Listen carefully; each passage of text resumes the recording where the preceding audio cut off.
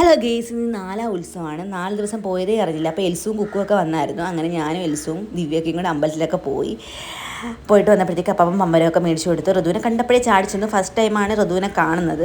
അങ്ങനെ ഞങ്ങളെല്ലാവരും കൂടെ അവിടെ കഥയൊക്കെ പറഞ്ഞ് കുറേ സമയം ഇരുന്നു. ഇന്ന് നമുക്ക് അമ്പലത്തിൽ ഭക്തിഗാന സുധയുണ്ട്, കണ്ണൻജി നായരുടെ. അതൊക്കെ കാണണം. നമുക്ക് കുറേ കഥയൊക്കെ പറയാനുണ്ട്.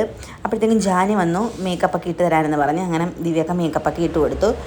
അങ്ങനെ നമ്മുടെ ഋതുവിനൊരു അവാർഡൊക്കെ കിട്ടിയായിരുന്നു അമ്പലത്തിൽ നിന്ന്. അതൊക്കെ മേടിച്ച് നമ്മൾ നേരെ ദാഹിച്ചപ്പോഴത്തേക്കും വെള്ളം കലക്കി തരാമെന്ന് ദിവ്യൊക്കെ പറഞ്ഞു. അങ്ങനെ വെള്ളമൊക്കെ കലക്കി എന്നിട്ട് ദേവിക്കുള്ള മാല കെട്ടിക്കൊണ്ടിരിക്കുകയാണ് ദിവ്യൊക്കെ, നാളെ കൊടുക്കാനായിട്ട്. എല്ലാ ദിവസവും കൊടുക്കും. അങ്ങനെ മാലയൊക്കെ കെട്ടി സെറ്റായിട്ട് കെട്ടി. അപ്പോഴത്തേക്കും അല്ലു കോളിഫ്ലവറൊക്കെ ആയിട്ട് വന്നായിരുന്നു. അങ്ങനെ ഞങ്ങൾ അതൊക്കെ കഴിച്ച് ഒരു കേക്കൊക്കെ കഴിച്ചിട്ട് പിന്നെ വല്യമ്മ അഞ്ചുമൊക്കെ വന്നായിരുന്നു. കുറേ സമയം അവരൊക്കെ ആയിട്ട് നിന്നിട്ട് നമ്മൾ ഭക്തിഗാനസുധയൊക്കെ കണ്ട് നല്ല പ്രോഗ്രാമായിരുന്നു. എൽസും അത് കണ്ട് താളമൊക്കെ അടിക്കുന്നുണ്ടായിരുന്നു. അങ്ങനെ കുറേ സമയം നമ്മൾ ആൽമരത്തിൻ്റെ അവിടെയൊക്കെ ഇരുന്ന് നല്ല രസമായിരുന്നു.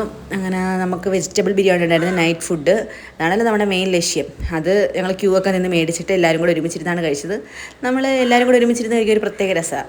അങ്ങനെ എല്ലാവരും ഒരുമിച്ചിരുന്ന് കഴിച്ചിട്ട് ഭയങ്കരമായിട്ട് ചൂടെടുത്തപ്പോഴത്തേക്ക് നമ്മൾ അമ്പലത്തിൻ്റെ ബാക്ക് വശത്ത് പോയി കുറേ സമയം എൽസുമായിട്ട് ഞങ്ങൾ അവിടെ എല്ലാം നടന്ന് കുറേ ഫോട്ടോസൊക്കെ എടുത്തിട്ട് ഒരു മുളക് ബജിയൊക്കെ ഋതു കൊണ്ടുവന്ന് അതൊക്കെ കഴിച്ചിട്ട് എല്ലാവരും കിടന്ന് ഗെയ്സ്. അപ്പോൾ ഇത്രയേ ഉള്ളൂ. എല്ലാവരും ഒന്ന് ലൈക്ക് ഷെയർ